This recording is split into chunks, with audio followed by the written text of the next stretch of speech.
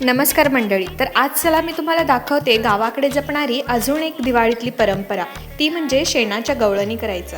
अजूनही खेडेगावांमध्ये ही परंपरा जपली जाते. दिवाळी आली की ही गावाकडे सुरू होते ती एक सुंदर परंपरा. शेणापासून बनवला जातो आपला पारंपरिक गवळण किल्ला. ही फक्त माती किंवा शेणाची गोष्ट नाही, ही गोष्ट आहे संस्कृतीची, आपल्या श्रद्धेची ओळख.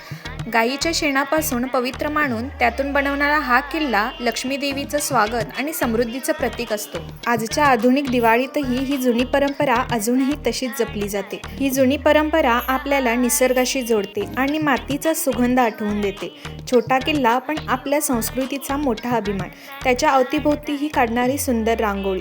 दिवाळीत रांगोळी ही तर सजावटीचंच मोठं काम करते. मस्तपैकी दिवा घेऊन थांबलेली एक स्त्री आणि त्याच्यामध्ये लिहिलेलं हॅपी दिवाळी. तुम्हा सर्वांना परत एकदा दिवाळीच्या खूप साऱ्या शुभेच्छा. दिवाळी म्हणजे फुलांचा सुगंध, दिव्यांचा उजेड आणि अंगणात मस्तपैकी रंगांची रांगोळी.